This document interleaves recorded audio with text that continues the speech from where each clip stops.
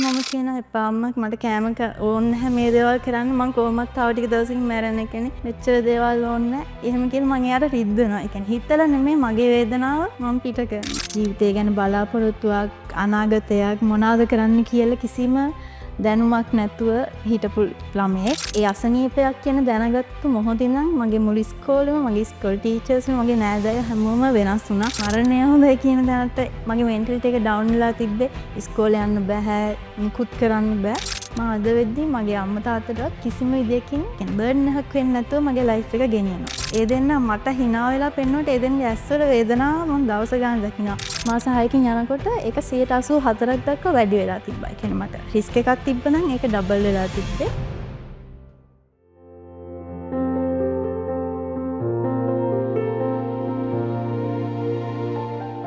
ජීවිතය කියලා කියන්නේ හරි පුදුමාකාර දෙයක්.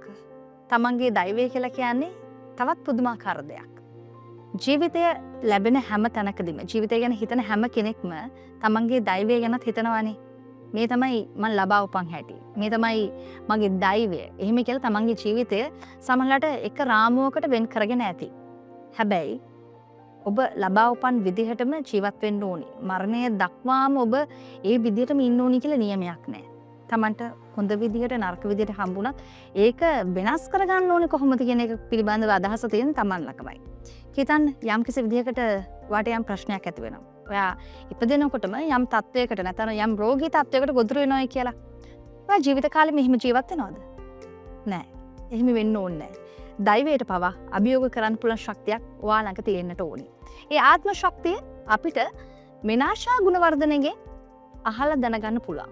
දකින්න පුළුවන්. ඒ නිසා අපි අද ධර්මයේ හරහා දිරිය ධර්මයේ හරහා සෝදානම් වෙන්නේ මෙනාෂා ගුණවර්ධන ගැන කතා කරන්නේ. බොහොම ආදරයෙන් ගෞරවයෙන් අපි වැඩසටහනට අපි පිළිගන්නවා. සුබ දවසක්. මෙනාෂා කියන්නකෝ මෙනාෂා ගැන විස්තර ටිකක් මට. මම මෙනාෂා ගුණවර්ධන. මම මාතරින් ඉඳන් තමයි එන්නේ.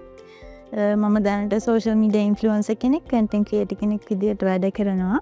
මෙනාෂා දන්නවද අපි අද දවසේදී අපේ වැඩසටහනට එකතු කරගත්තේ කියලා?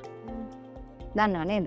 මොකද හේතුව මේ දවස්වල TikTok හරහා මෙනාෂා ගැන ගොඩාක් කට්ටිය කතා වෙනවා. මෙනාෂාගේ ආත්ම ශක්තිය පිළිබඳව, තමන් පිළිබඳව තියෙන අර දැඩි ආදරණීය බව නේද? මෙනාෂා කතාවකට භාෂණය වෙනවා ඒ නිසාම. මෙනාෂා මොකද්ද මේ වාගේ කතාව? මොකද්ද වාට උනේ? මට අවුරුදු 15 වෙදී වගේ මම ඇද වෙලා හිටපු ළමයෙක්. ඒ කියන්නේ කුඳුවට පෙළිය ඇදවීම ස්කෝලියෝසිස් කියන රෝගයට ලක් වෙලා හිටපු ළමයෙක්.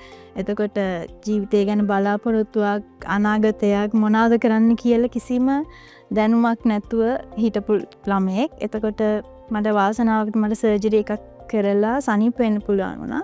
ඒ සර්ජරි එකෙන් පස්සේ ඒක ටර්නින් පොයින්ට් එකක් කරගෙන තමයි අද මේ තැනට මම ඇවිල්ලා ඉන්නේ. අද හැම කෙනෙකුටම ඒ හරහා කතා කරනවා නේද? ජීවිතේ දෛවය කියන දෙයට හැම වෙලෙම හැමෝම බාර දෙන්න එපා. ඒ දෛවය කියන දෙයට අභියෝග කරන්නත් අවස්ථාව තියෙනවා. තමන්ට මේ ලැබෙන හැමදේම දෛවය කියලා බාර ගන්න ඕනේ නැහැ. එයාට සමහර විට ජීවිතේ පිළිබඳව දැන් අපි කියන දෛවයට අභියෝග කරපු කෙනෙක් නේ විනාශ කියලා කියන්නේ.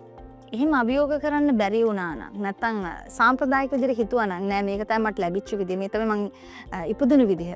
එහෙනම් කොයි වගේ කෙනෙක් විදිහට අපිට අද දකින්න හම්බ වෙන්නේ? සාමාන්‍ය ළමයෙක් විදිහට ඒ කියන්නේ අද වෙද්දි දැන් මම ඒ අසනීප වුණාට පස්සේ ගොඩක් දෙනෙක් මට කිව්වේ මෙයාගේ අනාගතය කියන්නේ අඳුරේ කියන තැන. ඒ කියන්නේ මට කිසි දෙයක් කරගන්න බැරි වෙයි, තනියම මුකුත් කරගන්න බැරි වෙයි එහෙම කියලා. එතකොට මම මගේ සර්ජරි එකෙන් පස්සේ මගේ දේවල් හදාගෙන එද්දි මම අද වෙද්දි මගේ අම්මා තාත්තටවත් කිසිම විදියකින් කියන්නේ බර්න් එකක් වෙන්නේ නැතුව මගේ ලයිෆ් එක ගෙනියනවා. හරි. මෙනාෂා අපි එතන ඉහාට කතා කරමු. වයස අවුරුදු 15 වෙදි මං හරි නේද? 10 වසරේදී කියලා කියන්නේ වයස අවුරුදු 15 වෙදි තමයි ඔයා දැනගන්නේ ඔයාට මෙහෙම රෝග තත්ත්වයක් තියෙනවායි කියලා. මොකද හිතෙන්නේ? සාමාන්‍යයෙන් කියනවා අපි මේ වගේ රෝග තත්ත්වයක් තියෙනවා නම් හරිම සංකීර්ණයි. යම්කිසි විදිහට සර්ජරි එකකට යන්න බෑ. නැත්නම් අනාගතය ගැන බයක් තියෙනවා. තරුණියක් විදිහට පුංචි තමන්ගේ අනාගතය පිළිබඳ සැකයක් තියෙනවා.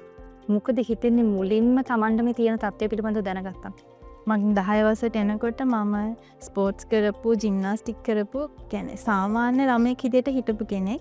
එක සැරේටම තමා මට මෙහෙම අසනීපයක් තියෙනවා කියලා ඩොක්ටර්ගෙන් දැනගන්නේ. ඒ කියන්නේ උපතින්ම නෙමෙයි මේක තියෙනවට. ඒ කියන්නේ උපතින්මද කියලා කියන්නත් අදටත් මම දන්නේ නැහැ. හැබැයි පොඩි කාලේ ඉඳන් තිබිලා තියෙනවා. කියන්නේ මගේ චූටි කාලේ ඉඳන් ෆොටෝස් ගත්තොත් ඒ කාලෙන් කාලේ මගේ ඇදවීමක් තියෙනවා. හැබැයි මගේ අම්මා තාත්තා කිසිම කෙනෙක් ඒක රෝගයක් කියන එක දැනගෙන හිටියේ නැහැ. අර සාමාන්‍ය කෙට්ටු ළමයි ගොඩක් කුදු වෙලා යමින් හින්දා ඒක ඇඟේ හැටි ගෑල් ළමයි හැදෙන වයසත් එක්ක හරියයි කියලා තමයි මගේ අම්මලා හිතන් ඉඳලා තිබ්බේ. කොහොම හරි මම 10 වසරට එද්දි මට එන්න මට අමාරු වෙනවා. මට ඇවිදින්න බෑ, හුස්ම ගන්න බෑ. ඒ ප්‍රශ්නේදී තමයි මම ඩොක්ටර් කෙනෙක් ළඟට ගිහිල්ලා චෙක් කරන්න ගත්තේ. එතකොට තමයි එක්ස්රේ එකක් අරන් බලද්දි මගේ කොඳුයට පෙළිය S අකුර හැඩයට ඇද වෙලා තිබ්බේ. ඒ දැනගන්නවත් එක්කම අපි එක ඩොක්ටර්ස් ළඟට යනවනේ මොනවද කරන්නේ මොකද කවදාවත් අහලා තිබෙන්නේ නැති ලෙඩක් ඒක. ඒතකොට ඩොක්ටර්ස්ලගෙන් මට අර ෆස්ට් ඉම්ප්‍රෙෂන් එක විදියට එන්නේ මෙයාව ජීවත් කරන්න බැරි වෙයි. සර්ජරි එකකට යන්න පුළුවන්. සර්ජරි එකක් කරොත් සමහරට ඉනෙන් පහල් පාන්න නැති වෙන්න පුළුවන්. මම පොඩි ළමයෙක් විදියට මට ඒව තමයි ඩොක්ටර්ස්ලගෙන් හම්බුණ ඇඩ්වයිසස්. එතකොට ඒවත් එක්ක මට ඇත්තටම කිසිම බලාපොරොත්තුවක් තිබ්බේ නැහැ. ඊළඟ අවුරුද්ද මට O levels උත් තියෙනවා. මම දන්නේ නැහැ මොනවා කරන්නද කියලා. එතකොට මගේ අම්මා තාත්තා ගොඩක් දුක් විඳිනවා. මාව සනීප කරන්න අර හෙක්ක යනවා මෙහෙක් යනවා. ඒ කියන්නේ එක අය කියන එක ට්‍රීට්මන්ට්ස් ඒ හැමදේම මම කරා. අන්තිමට මට කිව්වා බ්‍රේස් එකක් දාන්න කිව්වා. මේ ස්පයින් කෝඩ් එක කරන්න. මොකද සර්ජරි එකේ යන්නේ රිස්ක් එකක් නිසා. ඒ බ්‍රේස් එක දාද්දි මට 174ක කර්ව් එකක් තිබ්බේ. ඒ බ්‍රේස් එක දාලා මාස 6කින් තමයි මට ආපහු එන්න කිව්වේ. මාස 6කින් යනකොට ඒක 184ක් දක්වා වැඩි වෙලා තිබ්බා. ඒ කියන්නේ මට රිස්ක් එකක් තිබ්බනම් ඒක ඩබල් වෙලා තිබ්බේ. ඉතින් ඒ දේත් එක්ක මම ඇත්තටම මගේ ජීවිතය ගැන බලාපොරොත්තු අතහැරලා තිබ්බේ. මොකද ඇත්තටම කියන්නේ මරණය හොඳයි කියන දැනට මගේ මෙන්ටලිටි එක ඩවුන් වෙලා තිබ්බේ. ඉස්කෝලේ යන්න බෑ, මුකුත් කරන්න බෑ. ඒ දේවලුත් එක්ක. කොහොමාරි මගේ වාසනාවට මට ඉන්දියාව ගිහිල්ලා මගේ අම්මා තාත්තා මාව එක්කන් ගිහිල්ලා මට සර්ජරි එකක් කරා. ඒ සර්ජරි එකෙන් ඒක සාර්ථක වුණා. එහෙම තමයි. හරි. මිනාෂා ඒ දවස්වල අම්මගේ තාත්තගේ මූණ මතකද තිබුණ විදිහ? අදටත් මතකයි. මොනවද කිව්වේ? ඔයාගේ පුංචි හිත හදන්න කොච්චර මහන්සි වෙන්නේ නැද්ද අම්මයි තාත්තයි? ඔව් ඒ කියන්නේ අම්මා දත්ත හැමතිස්සම කියන්නේ බය වෙන්න එපා. මොන ලෝකෙකට ගෙනියලා හරි ඔයාව සනීප කරනවා අර මුකුත් වෙන්න දෙන්නේ නැහැ. එහෙම කියද්දිත් ඒ කියන්නේ මම දකිනවා මගේ අම්මා තාත්තයි දවස ගානේ විඳවන්නේ. ඒ දෙන්න මට hina වෙලා පෙන්නුවට ඒ දෙන්නගේ ඇස්වල වේදනාව මම දවස ගානේ දකිනවා. අම්මා තාත්තා නෑදෑයෝ කියන්නේ මට ආදරේ පිරිසක් මගේ වටේ හිටියන්නේ. ඒ හැමෝගෙම වේදනාව මම දකිනවා. ඒ හැමෝම කියන්නේ කොහොම හරි සනීපයි එහෙම කියලා. ඒත් මම මානසිකව වැටලි ඉවරයි. කියන්නේ මගේ අම්මා ටීචර් කෙනෙක්. මම මේ කතාව කලිනුත් කියලා තියෙනවා. එයා ඉස්කෝලේ ගිහිල්ලා කියන්නේ මම ලෙඩ වෙලා ඉද්දි මම ඉස්කෝලේ යන්නේ නැහැ කියවනේ මම කාමරයක ගෙදරමයි ඉන්නේ. ඒතකොට මගේ අම්මා ස්කූල් ඇරිලා ගෙදර ඇවිල්ලා බලන්නේ මම දවසම කාලද එහෙම කියලා. ඒතකොට මම දවසම කන්නේ බොන්නේවත් නැහැ නිකන්ම බිස්කට් එකක් එම කාලා ඉන්නේ. ඒ කියන්නේ මම ડિප්‍රෙෂන් කිව්වොත් හරි මම දන්නේ ડિප්‍රෙෂන් මොනවද කියලා මම ඒ කියන්නේ කිසි දෙයක් කරන්න කැමැත්තක් නැහැ. ඒකට අම්මා ඇවිල්ලා කෑම කවන්න බත් එක බෙදාගෙන එයා එහෙම කවන්න එන්නේ. මොකද මම දවසම කාලා කන්නේ නැහනේ. මම එතකොට මම දන්නවා අම්මට හිත රිදෙනවා කියලා. ඒත් මම කියනවා එපා අම්මා මට කෑම ඕනේ නැහැ මේ දේවල් කරන්න. මම කොහොමවත් තව ටික දවසකින් මැරෙන්න කෙනෙක්.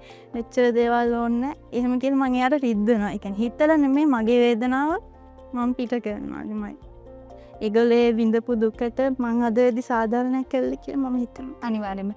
මිනාෂා මං එතන එහාට අහන්නම්කෝ. මේ පුංචි මිනාෂා දිහා බලන නෑදෑයි හිත මිතුරු ඉන්නවා. පාසලේ මිතුරු යන්නේ එකම පන්ති කාමරේ ඉඳගෙන ඉන්න යහළුවෝ ඉන්නවා. ඒ අය කොහොමද මිනාෂාව දකින්නේ? මිනාෂාට ආදරයක් තියෙනවද? සෙනෙහසක් දක්වනවද? නැත්නම් අර අපි කියන විශේෂ කෙනෙක් කියන එක හැම වෙලෙම මේගොල්ලන්ගේ හිතවල තිබුණද? කොහොමද ඒගොල්ලෝ වාට සලකපු විදිහ? මම අසනීප වෙලා ඉන්නකොට මම මතක් කරන්න ඕනේ. ඒ කියන්නේ මම පොඩි කාලේ මම ඇද වෙලා ඇවිදිනකොට මට සමහර යාළුවෝ මට විහිළු කරලා තියෙනවා. ඒ විහිළු කරේ ඒගොල්ලෝ දන්නේ නැහැ මේක අසනීපයක් කියලා.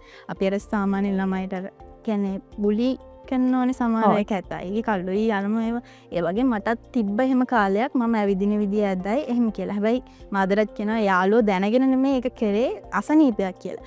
ඒ අසනීපයක් කියන දැනගත්තු මොහොතින් නම් මගේ මුළු ඉස්කෝලේම මගේ ස්කෝල් ටීචර්ස්ලා මගේ නෑදෑය හැමෝම වෙනස් වුණා. වෙනස් වුණා කියන්නේ මට ආදරය කරා මාව කෙයා කරන්න ගත්තා. ඒ හැමදේම කරා. ඊපස්සේ සර්ජරි එකෙන් පස්සේ මට ඉස්කෝලේ යන්න බැහැ සමහර දවසට. ඒ කියන්නේ මම එක දවසක් ගියොත් දවස් 4ක් විතර රෙස්ට් කරනවා. මොකද වාඩි වෙලා ඉන්න අමාරු හින්දා. එතකොට මගේ යාළුවෝ ගේට් එක ළඟට ඇවිල්ලා ඉන්නවා මගේ ස්කූල් බෑග් එක ක්ලාස් එකට ගෙනියන්න. මාර සපෝට් එකක් දුන්නේ.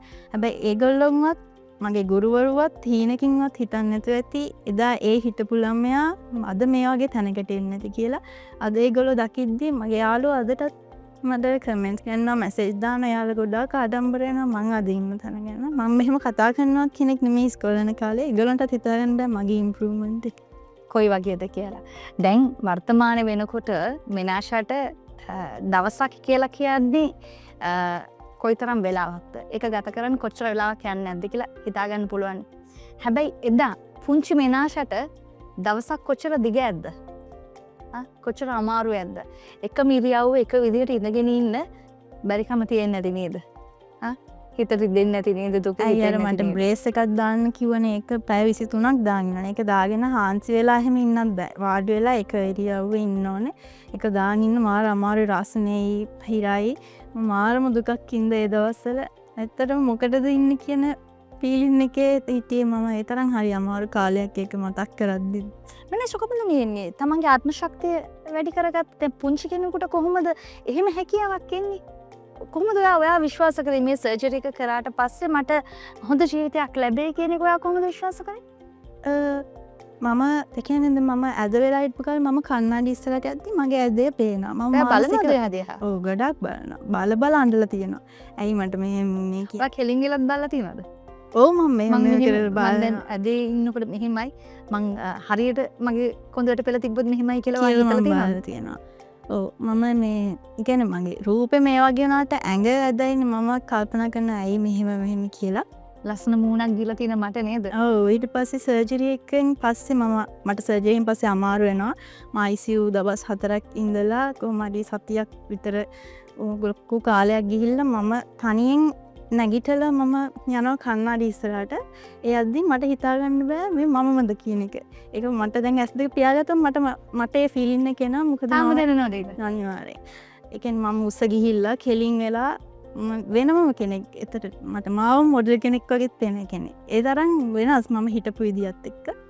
ඒත් මට සර්ජරි එක කරාගෙන මට සතුටුයි. මට අලුත් ජීවිතයක් හම්බුණා. හැබැයි මට එහෙම මොකද්ද කරන්න කියන එකක් තිබ්බේ නැහැ. හැබැයි මගේ කියන්නේ ලයිෆ් එක කාලෙන් කාලේ යනවත් එක්කම දැන් සර්ජරි එක කරන්න කලින් මිනිස්සු කිය මම ලෙඩේ මෙහෙමයි මේ මෙයාට සනීප කරන්න බැරි වෙයි කියලා. සර්ජරි එකෙන් පස්සේ වෙනම ක්‍රවුඩ් එකක් මට කියන්නේ ෆැමිලි එකේ සමහර අය එහෙම ආවා. දැන් මෙයා සර්ජරි එකක් කරලා දැන් මෙයාට මොකුත් අනාගතයක් නැති වෙයි. මැරි කරන්න බැරි වෙයි. බබාල හදන්න බැරි වෙයි. කොල්ලෙක්වත් යාළු වෙන එකක් නෑ මේ දේ නිසා සර්ජරියක් කියන්නේ මගේ පිට යන දාලා තියෙන සමහර එක බයක් හිතේ දකි අම්මා තාත්තට මොනවා හරි වුණොත් මෙයා මොනවද කරන්නේ මෙයා අනාථ වෙයි ඔය වගේ කතා එන්න ගත්තා. ඒ දේවලුත් එක්ක මටම හිතාගත්තා මම කොහොම හරි තැනකට යනවා. ඒක මොන ෆීල්ඩ් එකෙන්ද මොන විදිහට කියන අයිඩියා මට තිබ්බේ නැහැ. මම තැනකට යනවා. මම මගේ අම්මා තාත්තව නිදහස් කරනවා. මම හැමෝටම ඔප්පු කරනවා. එහෙම නෑ මට ඕන දෙයක් තනියෙන් කරන්න පුළුවන් කියන එක. ඒත් එක්කම මම කන්ටෙන්ට් ක්‍රියේෂන් මේ ෆීල්ඩ් එකට එනවා. ඒත් එක්කම හෙයාර් ස්ටයිල් වලින් තමයි මුලින්ම එන්නේ. දැන් නිදහස්ලා ගොඩක් දෙනෙක් දැන් පිපි ගුණවර්ධන කියලා. ඒ ෆීල්ඩ් එකෙන් එහෙම ඇවිල්ලා මොඩලින් ෆීල්ඩ් එකට එහෙම ස්ටෙප් බයි ස්ටෙප් ඇවිල්ලා අද වෙද්දී මම අම්මා තාත්තට කිසිම විදිහකින් බර්ඩන් එකක් නෑ.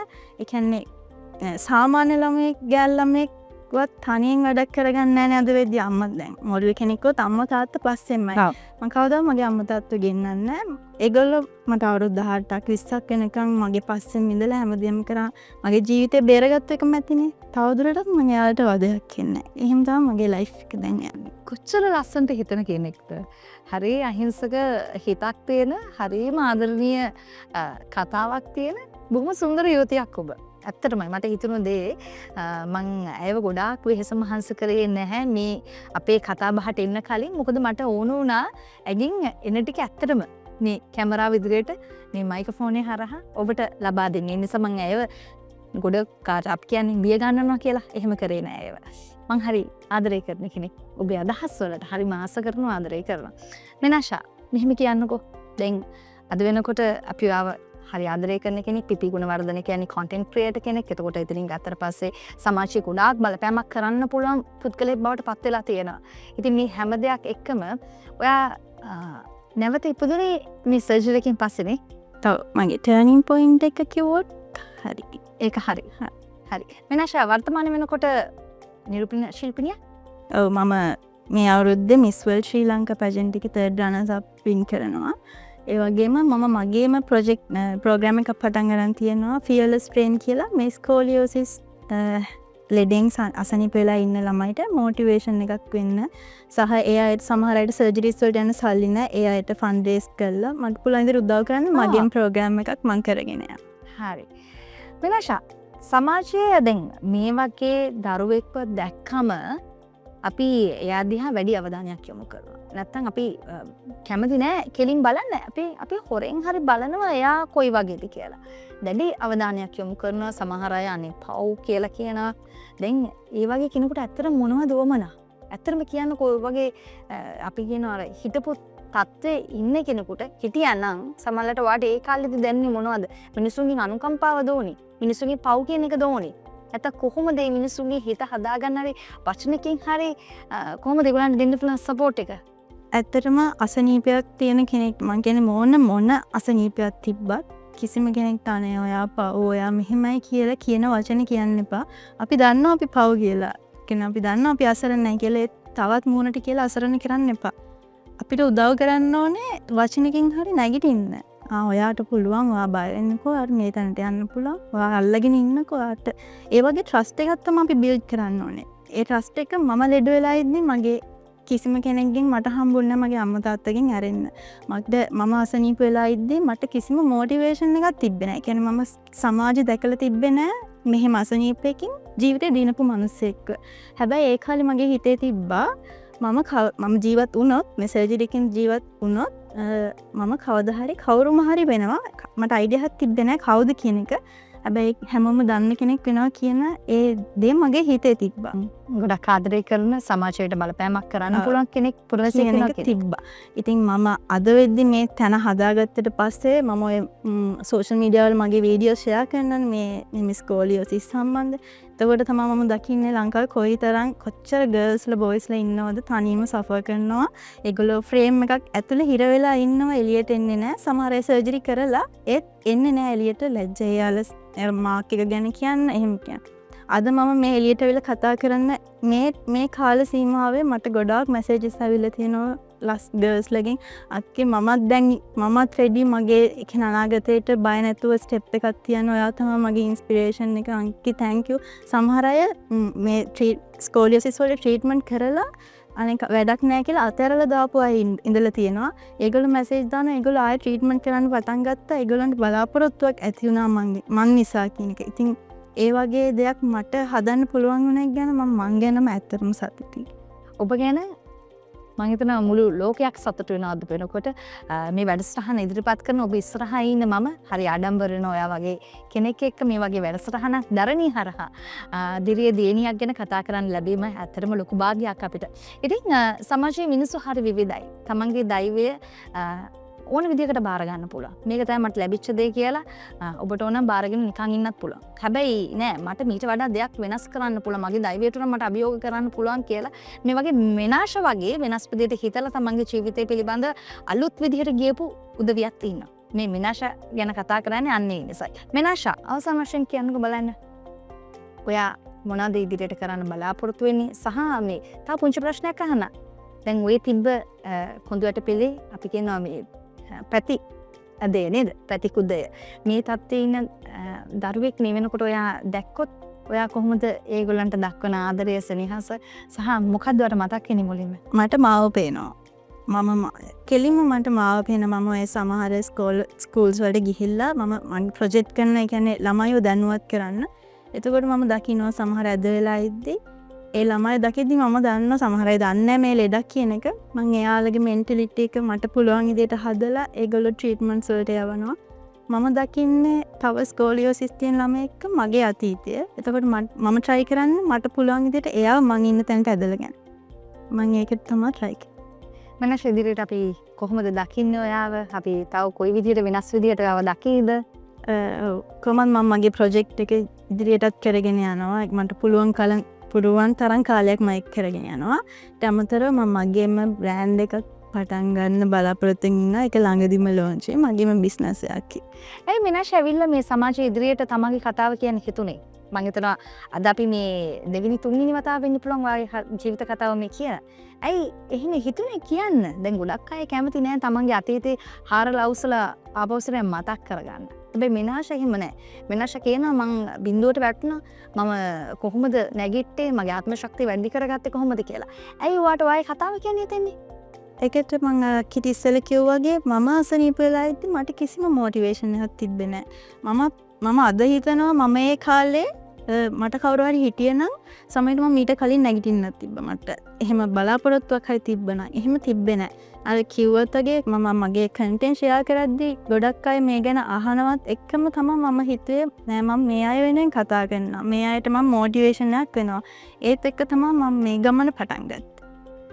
මිනාෂා හරිම සතුටුයි මට ඔයත් එක්ක කතා කරන්න ලැබීමේ. වගේම ඔයාගේ අනාගතයට අපි සුල්පැතුම් එකතු කරන තවත් ඔයාගේ යටි හිතේ තියෙන හරි ලස්සන සුන්දර හැඟීම් මම හිතනවා සැබෑවක් බවට පත් කරන්න වට ශක්තිය දැයිවේ ලැබෙයි කියලා. ඉතින් පිපි ගුණවර්ධන විදිහට ඒ වගේම මිනාෂා ගුණවර්ධන විදිහට සෝෂල් මීඩියා හරහා ඔයගොල්ලෝ දකින්න මේ කන්ටෙන්ට් ක්‍රියේටර් ලෑස්තිලා ඉන්න ඔයාලත් එක්ක ලොකු ගමනක් යන්නේ. ඒ නිසා හැත් එක්ක කතා කරන්න ඔබව දිරි ගන්නවන්න ඔබට යම් කිසි තත්වයක් තියෙනවා නම් අපි සමාජයෙන් අපි කියන කොන් වෙන තත්වයක් තියෙනවා නම් රෝගී තත්ත්වයක් විශේෂයෙන්ම අර අපි කියව වගේම කුඳු වැටපෙළේ ඇද තත්ත්වේ නැත්නම් මේ පැති කුදේ කියන තත්ත්වය පිළිබඳව කතා කරන්න ඔබත් එක්ක දැනුවත් කරන්න සූදානම් වෙනවා. ඒ නිසා නිරන්තරයෙන්ම කතා කරලා ඇගින් වචන දෙක තුනක් හරි අහලා ජීවිතේ වෙනස් කරගන්න, තමගේ ආත්ම ශක්තිය වර්ධනය කරගන්න, දෛවයට අභියෝග කරන්න ඔබට ශක්තිය ලැබෙන්නේ කියලායි ප්‍රාර්ථනා කරන්නේ. දිරියේ කතාක් දිරියේ දියණියක් එක්ක අද දවසේදී ධර්මී හරහා අපි කතා කරා. බොහොම ස්තුතියි ඔබේ වටිනා කියන කාලය අපි වෙනුවෙන් ලබා දුන්නාට. එහෙනම් අනාගතයට සුපැතුම් එකතු කරනවා. හරි මිනාෂා බොහොම ස්තුතියි. එහෙනම් ඉතින් අපි සමුගෙන යන්න සූදානම් වෙලා ඉන්නේ. අමතක කරන්න එපා. ධර්මී කියලා කියන්නේ ලංකාවේ අංක 1 කාන්තා පුවත්පත. ඒ වගේම ධර්මීත් එක්ක එකතු වෙලා ඉන්න ඔයාලව හැමදාම ජීවිතේ තවත් එක අඩියක් හරි ඉස්සරහට ගෙනියන්නයි අපිට උවමනා වෙන්නේ. අනේ නිසා තමයි දිරේ කාන්තාවන් දිරේ දියණියන් මේ විදිහටම එකම තැනකට එකතු කරගෙන ඇවිල්ලා අපි කතා බහ කරන්නේ. එහෙනම් අමතක කරන්න නැතුව අපිත් එක්ක එකතු වෙලා ඉන්න. මේ ඔබේ මාදරණීය ධර්මී